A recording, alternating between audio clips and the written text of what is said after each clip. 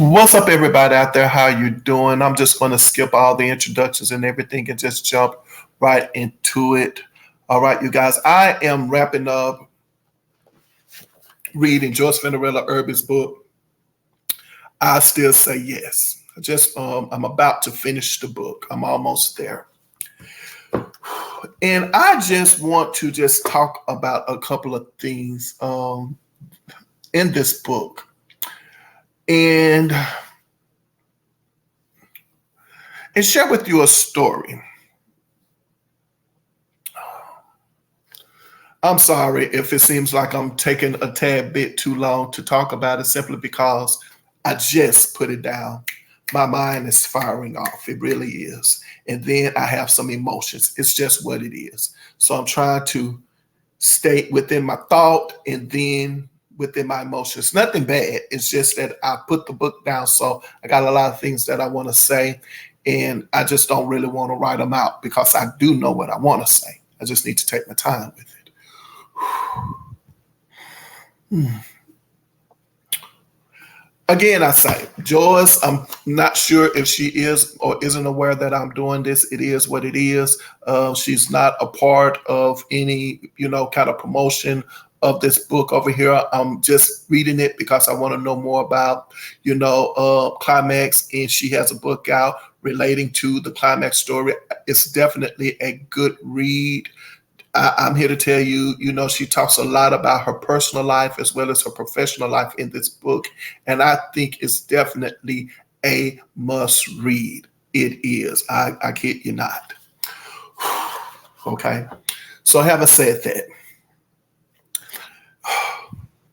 Joyce's career is about to really take off while she's in Climax because Climax has released 2 hit albums, and they definitely have what I would say a handful of hit records on the R&B and pop charts. Okay, so as I said in a previous video, she's definitely the trajectory is definitely is about to go up and up and up for her, and it looks to me as she's doing that, becoming, I guess, a mover and a shaker in the business.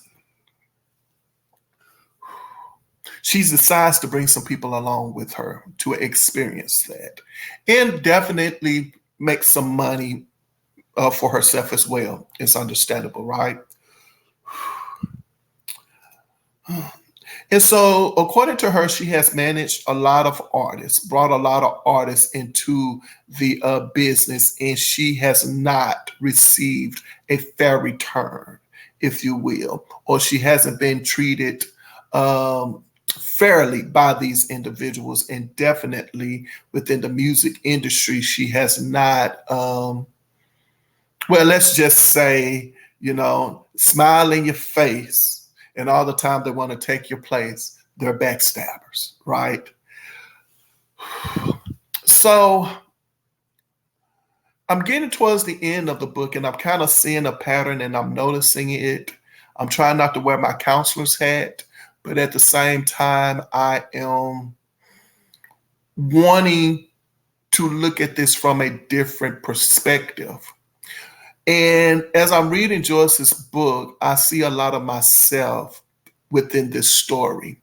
And that's the reason why I want to share this with her as well as with you all. You can take it or leave it. It's what it is. But I think if you really and truly listen to what I'm saying, you're going to get a better understanding of being a giver and then dealing with people. Okay, I'm naturally a giver. I am. And I think I'm naturally like a giver, a giving person. Then on top of that, raised with parents who taught me that, my mother, she'll feed the community. I can recall growing up, my mother is cooking and she'll say, all right, she'll wrap up a plate real quick and she'll tell me she was call me and say, baby, I need you to take that plate over there to, so-and-so. And it wasn't that the person didn't have food. Usually, sometimes it was an older lady or gentleman in the community, and she just wanted to make sure that she gave that person something to eat. Like I said, it wasn't like they didn't have food in the household, but that's what she would do. Other times it would be, someone who, let's just say, the unfortunate ones. It could be someone who was in the community who you knew they lived with people, but at the same time, you knew that they had some struggles, if you will. I just put it that way. Sometimes people with their struggles within the community. You understand what I'm saying? And you might see these people walking up and down the street sometimes. I'll put it that way. And you knew that even though they had homes to live in and they had a home to live in, they were living with people.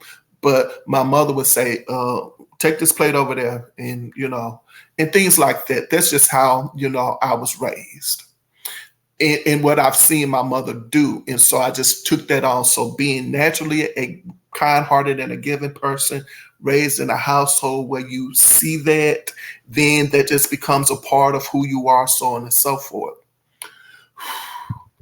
And there was times in my life, and I'm sure like all of you out there, that you would give, some of us would give our last, knowing that we needed it. But we also knew that other person needed it. And we'll sacrifice, thinking that sacrificing, God would see it and he would reward us. But also thinking that the person who you gave to in their time of need, that they will also be willing to, give it back in return. Okay? Going somewhere. So I noticed that pattern in my life. I noticed that there was a pattern in my life where, as I'm young, I'm growing, becoming me, mother eventually, one day she, just out the blue, not prepared or anything, didn't prepare us or anything.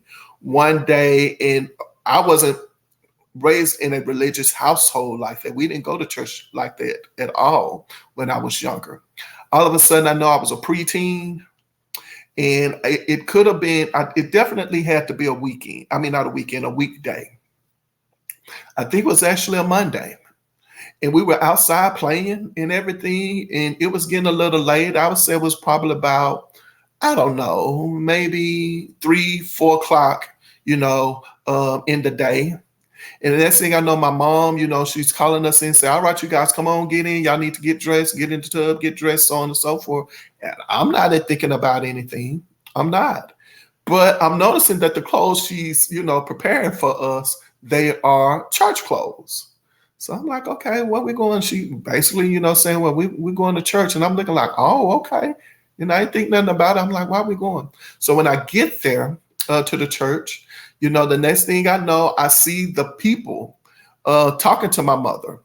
As I said, I could be no more than 11, 12, 13 years old. And they're speaking with my mom, as we're walking down, and the ushers, and I'm knowing these people. I know these people. They're family members, And so they was like saying something to my mom, like, yeah, you're doing the right thing, so on and so forth. I'm so glad y'all are here. God bless you, so on and so forth. So I'm looking like, what is going on here?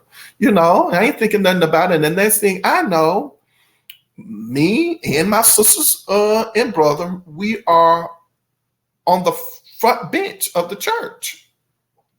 I'm not thinking about anything. I'm just there, sitting there.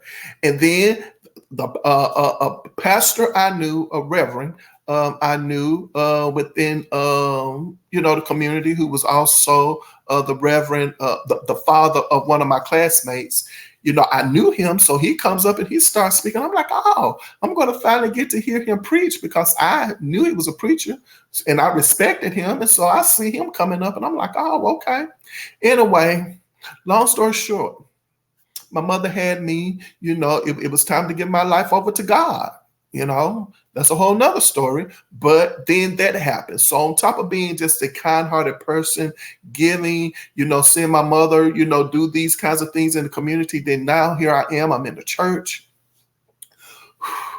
And now do unto others as you would have them to do unto you. Love thy neighbor, so on and so forth. Only made it bigger, if you will. Follow with me. So now I'm experiencing that going through, life. But I noticed that I would always get the short end of the stick. Always. And so at that moment in time, I'm definitely, finding my spirituality, my walk with God, so on and so forth, developing a prayer life.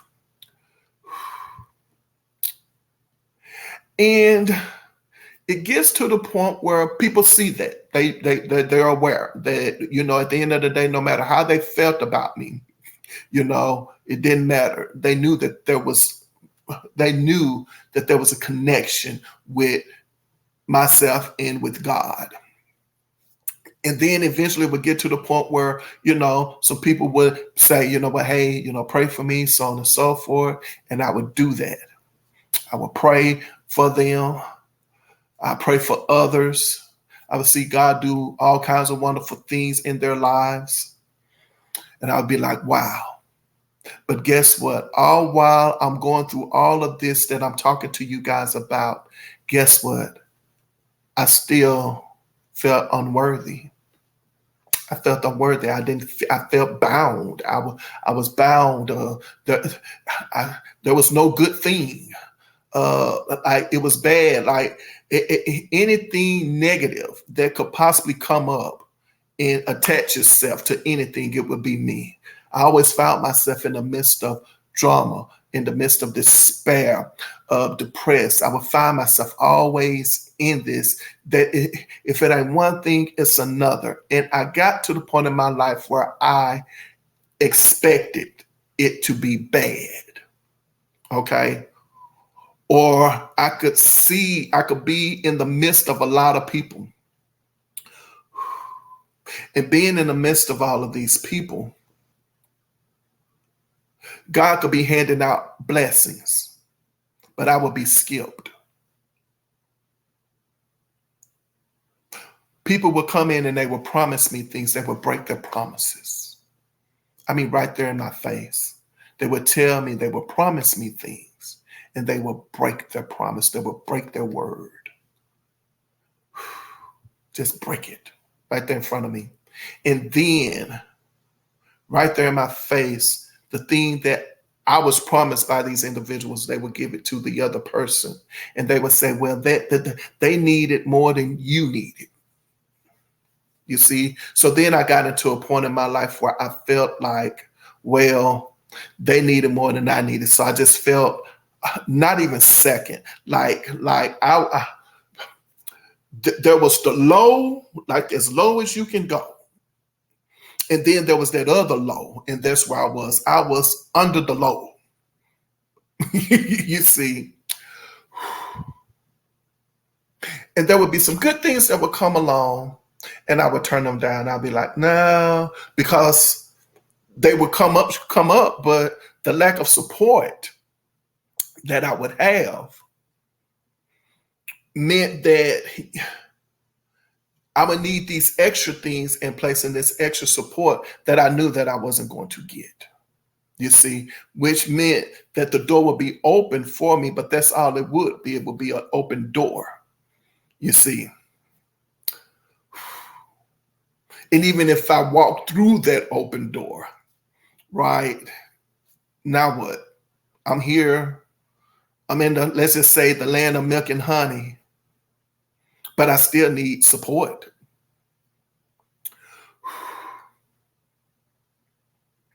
Then it gets to the point, and this is where good. I'm at the 15-minute mark. So this is where it's getting good. This is where, if you stay with me, this is where I'm trying to get to.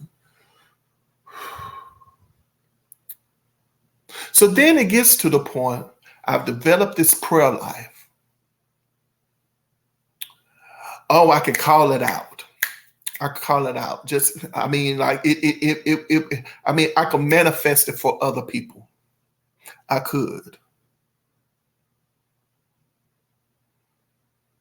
There would be people people who would, and I'm going to paint a picture for you. There would be people who was down where I was.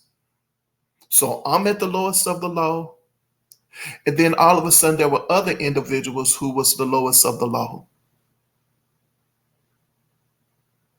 Or they would experience the lowest of the lows. Life would just come and, throw curveballs. And all of a sudden there they were down where I was. Still praying.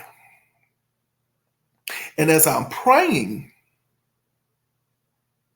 the individuals would say, after a while, they would say, oh, well, could you pray for me? No problem. I'm praying for you too. I done stopped praying for myself, so to speak.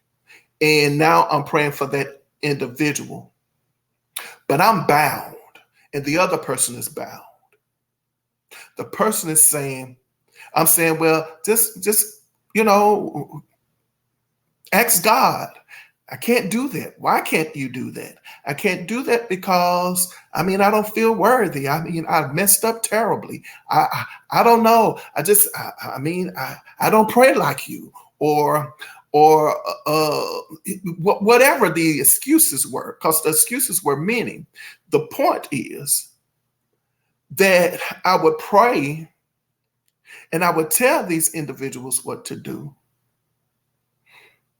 Oh, you this is going on with, all right, here's what you need to do. Here's the prayers you need to pray. Here's the scriptures you need to read. Like, here are all of these things you need to do. And praying for these people, supporting them, listening to, oh gosh, thank you, listening to everything that is going on in their life. And I'm talking about the bad. I'm talking about the bad and the shameful.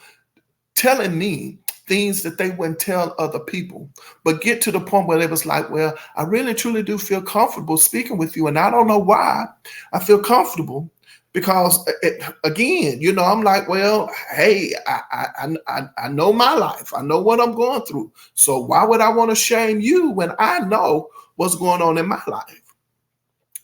And so that's happening. And then all of a sudden, a glimmer of light, a breakthrough for that person. It would just show up like a flicker.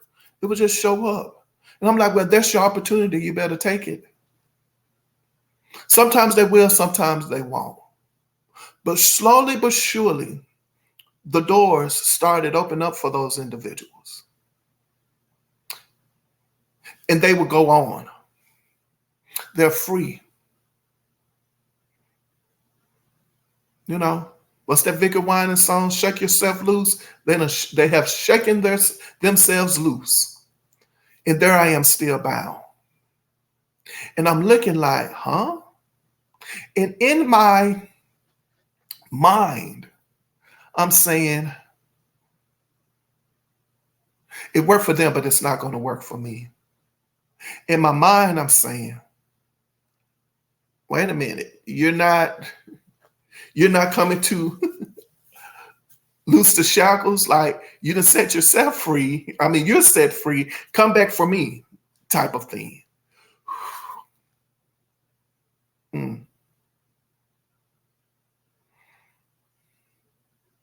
And after that happened over and over and over again,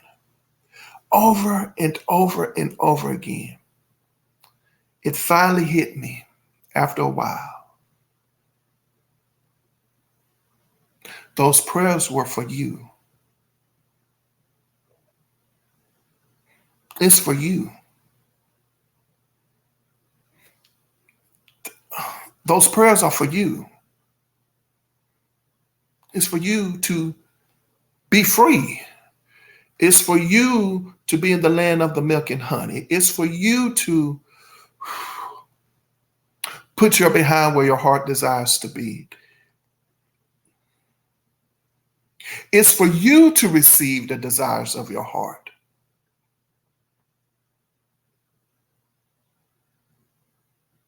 When I realized that it was for me,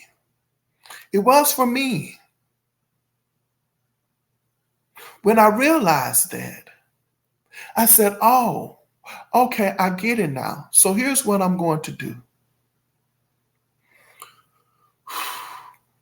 I am going to use the prayers for me. I'm going to use these things so that I can manifest things in my life and have things in my life. Because I'm here, and God also wants me to experience all of this beautiful, this beautiful place that He has, no matter how people feel about it. That's between how you feel. I'm just saying. He's allowed me, He wants me to experience this creation of His in the fullness thereof. So it's for me. It's not that you're selfish. And that's not what I'm saying. So if you're getting out of this being to be selfish, then you have totally missed it. If you're saying, oh, I'm no longer giving, that's not it. That's not where I'm going. Because, as I said, I'm already naturally a kind-hearted, giving person. You see, I'm raised in a household where I see that's demonstrated. I'm good on that. But now here I am saying, oh, but it's for me though.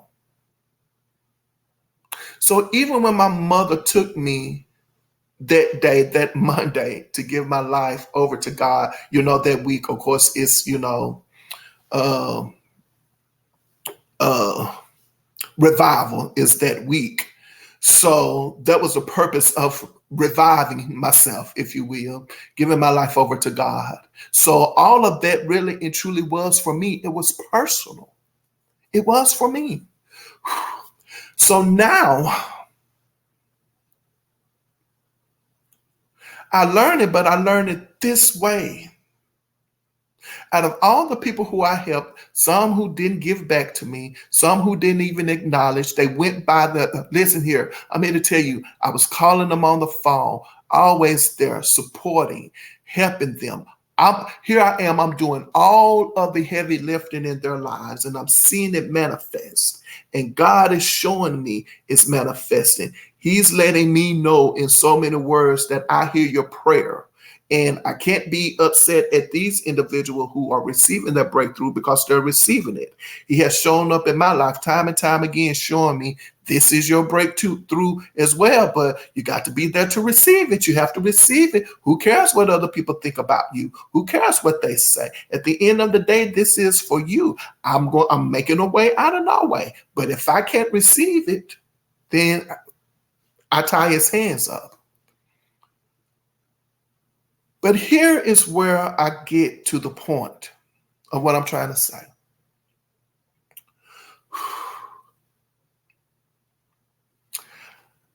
After praying for people, after helping people, after doing all of that stuff for people, I looked up and I looked at the individual. Now, this might be a tad bit controversial for a lot of people. Take it for however you want to take it. My life is developing, and my take on things probably will change tomorrow, next week, or next year. But where I am right now, this is how I was able to receive for myself at the same time, letting go of what I felt like these people should have done. Finally, when I looked at them, I said to myself, and I realized, you don't have to be upset and mad at these people. They don't have it in them. I know this is going to be kind of hard to take. And this message is for anybody who wants to hear it.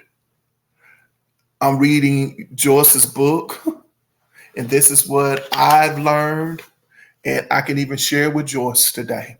I can, because I'm okay with that. And I would say to you, to myself, to Joyce, I would say they forgive them.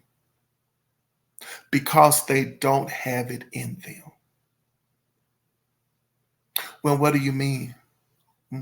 If they could do it for themselves, they probably would have, but they couldn't. So thank God that someone such as yourself, a wonderful, kind-hearted, giving person, an individual person that you are, that I am, that whomever is listening is. So you can set yourself free today by simply saying, I do forgive them. They don't have it in them. Think about, now that I'm thinking about it, just came to me. Who was that? Oh, the lepers, right? It was the lepers. Some of them were healed, right? Who was it, 10 or 12 lepers? They were healed. But was it one that came back and said, thank you?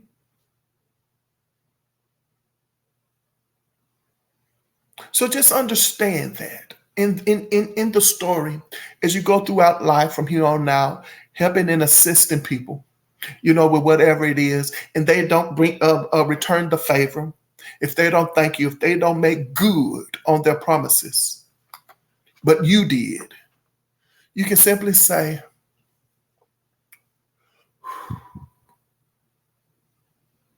they didn't have it in them, and I can forgive them for that.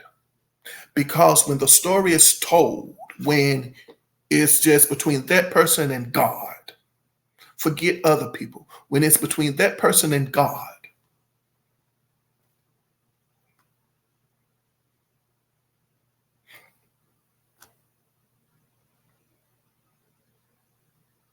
does it hurt? Absolutely.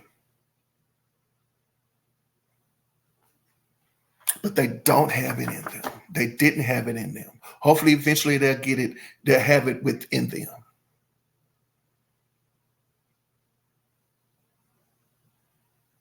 So continue, all of us out there who are kind-hearted, giving people, because this world needs it. It needs that balance. So let's keep loving and supporting and encouraging people out there.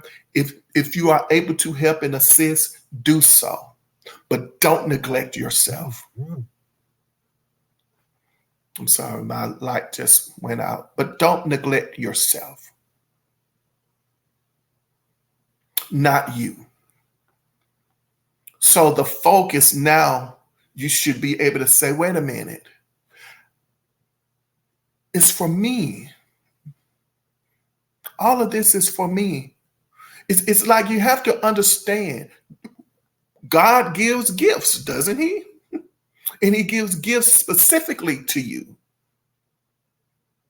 There are some things in life that you're asking God for to do for you. And sometimes that doesn't include other people. It just doesn't. It doesn't include other people. I know we are taught to share, but sometimes you have to just go and say, oh, this one is for me. These are mine. These things are mine. I know I can't take them with me. I know that. But these are mine, and I'm being a good steward over them because these are just things that I want to have. Oh, I'll be kind to you. I will bless you. I will help you. I will support you, so on and so forth. If I can, I can. If I can't, I can't. But there are just people out there who just don't have it in them.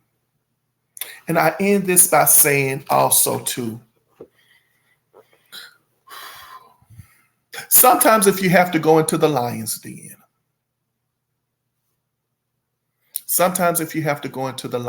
you probably want to take a bigger lion with you. You understand?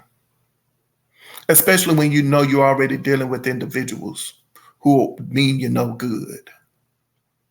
It's interesting. I didn't want to talk about this. I think because I'm not done with the Joyce Fenderella Irby's book. So I'm pretty sure I'm going to do another book. I mean, not another book, but another video about this. But that's pretty much where I want to stop right now because I do know I want to talk about this. But I will say this in closing.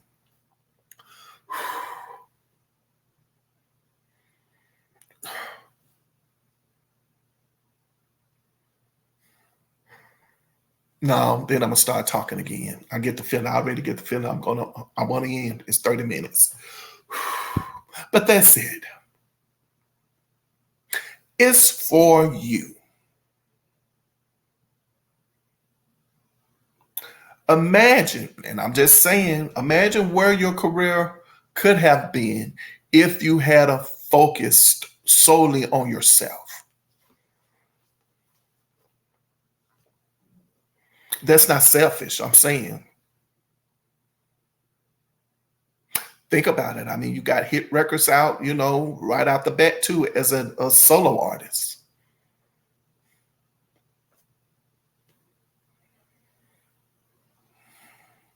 Yeah.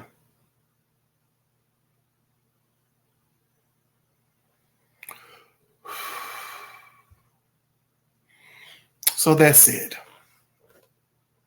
Make sure at this moment in time, and I know we're trying to free up other people, but also make sure that you have to tell yourself and have to remind yourself, wait a minute, hold on. It look like I'm trying to get free too.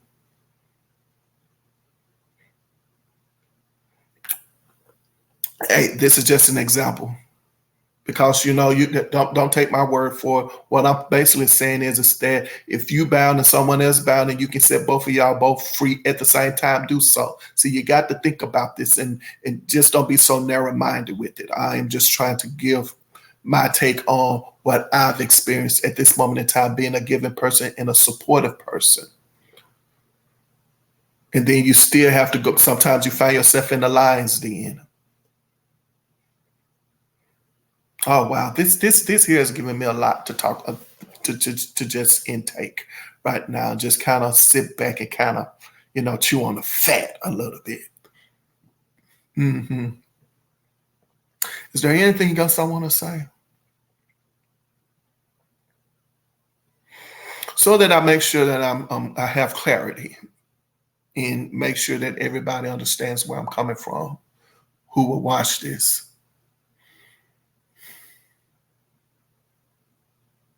The gifts, these things are for us, you as an individual, to take care of, because you need to be a good steward over your things. Be a good steward over the things that you are given and that's given to you.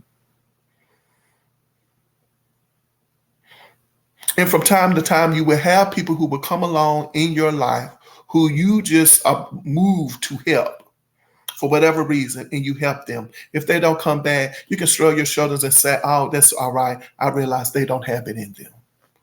It's when the story is told, when God sees all that is going on, right? When the story is told, you can sit back and have peace and say, "I didn't do anything wrong. What did I do wrong? I didn't do anything wrong." Oh, now that makes me think of what happens. You know what? Sometimes people will break their words and their promises. Take yourself off the hook. Say, when they broke their word and their promise. So you know what? Ooh, thank you. So when people are breaking their words and their promises, you don't have to hold on to that any longer. Like, yeah, I've learned how to now not hold on to that. I break mine too. Mm-hmm. If somebody, myself, because now I have started out doing this and sometimes things don't work out between me and another person, you know what I say? I say, well, Lord, they broke the contract, not me. They broke their word, not me. So why is it that I want to hold on to my peace still, hoping that another person, feeling that dagger, half of that dagger, right? Because the other person broke theirs, but I still got mine. Here, I'm like, wait a minute, I'm breaking this. I'm not holding on to this. Why I need to hold on to my word and my promise when they broke theirs? So let's just say, for me, I look at it as from a spiritual standpoint, I can break mine too because I didn't break it. The other person broke it, not me. So that takes me off the hook, right? It should. Now, I might have some works involved in all of that. And if I do have some works involved in that, you know what I can do? I can take it and I can recreate because that's just who I am. I'm a creative individual. That's what I do. I do it so easily that I even take that for granted and don't even know it. Because I could just take it. All of a sudden, it's as quick as it looked like it went poof right before my eyes. I'm like, wait a minute. Oh, well, that's not my fault. So I can recreate this again. I can put in more things in it and whip it up again, and you won't even know. It won't even look like what it started out to be. My God is good. I take that for myself because I needed to hear that. Mm-hmm. And when you won't find yourself in the lion's den and you see the lion is coming, you say, wait a minute, I don't think, nope, not today. Not today. No. You know what? And sometimes this is what you have to do. You have to tell people. No, I don't trust you. And you've given me every reason not to trust you. I know being a nice person, a person who's nice, you know what I mean? Like just a genuinely nice person. I never meet a stranger, so to speak. That doesn't mean that I'm not smart. That doesn't mean that I'm unaware. That you see what I'm saying? That doesn't mean I'm naive and gullible and all of that stuff. No, it's not. That has no. As my mom would say, what does that have to do with the price of eggs in China? Nothing. It's just who I am. And sometimes people can take your niceness for weakness, right? And then when they find out you come out, see, that's probably what it is. You're probably a nice person, and they take your niceness for kindness. And then when you come out the bag on them, and then they realize that you are not a nice person, right? That's when they go in, you know what I'm saying, for the, right? Oh, this was not as easy as I thought it would be. Oh, also now the nice person is taken up for herself or himself. Oh, now I got to make him look bad. I'm just saying. Now I got to say some negative things. You know what I'm saying? It's, oh Lord, I'm here to tell you, there's just so much in this story. There's so much in this story. I'm here to tell y'all, it's just so much that I could just really and truly talk about. To me, the way I'm seeing it, not just for her, so to speak, as much as it is just now for me. I'm just sharing it with you guys. Well, since I'm 40 minutes in, I might as well talk about this part. Isn't it interesting, though? In this story, in Joyce's story, the people whom she says has pretty much taken advantage. Isn't it interesting how in this story they always seem to come back?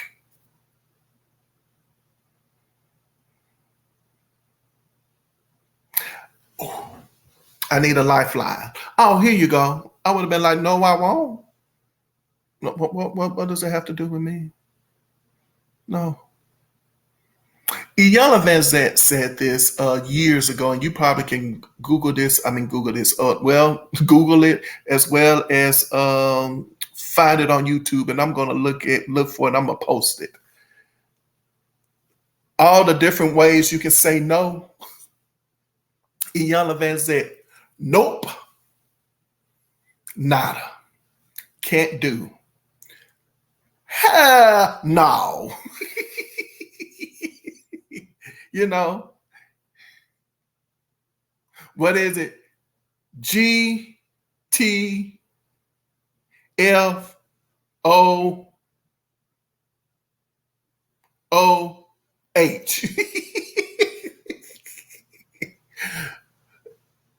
Bye, Felicia. See, that would have been me. See, I have no problem with that. I have learned not to have, I've learned I can say that and be okay. And sometimes, you know, with some people, you just go silent on and you just go, one too many times, you done did this one too many times. And because you are a nice person, and that's another thing, and because you are a nice person, people think that they can just say and do anything to you, you know, even after you told them, hey, you might want to be mindful of that. And it's like they don't take you seriously. You know, what your parents have told you, I can show you better than I can tell you. And sometimes you ain't even got to tell them, just start showing them. And then they look up like, huh? Yeah,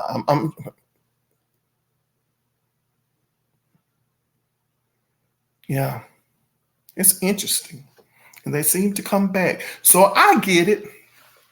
I get it. But hopefully, in this story, what I'm gathering is, again, it's how to recognize your own gifts. Your own gifts. Recognize your own gifts and say, wait a minute, I can do this. This here's for me. So hopefully this time it would be more recognized and say, hold on, this here is for me. You already know I'm a sharer, a giver. You already know that. We're all flawed people, you know. Anyway, I'm 40 minutes into this, and I don't want to be, because I got some more time to go in and read half of this, because I'm going to start reading my other part of the book. My other book, yeah. So anyway, on that note, ladies and gentlemen, thank you for sticking around here with me if you did. And just know that I definitely, really, and truly do believe when I say put your behind where your heart desires to be. I hope and pray that you're doing that. And also remember, whenever I leave my mother's presence, she says, baby, I love you, but God loves you best. Mm-hmm. And I'm looking forward to seeing you guys next video. Until then, take care of yourselves out there. All right.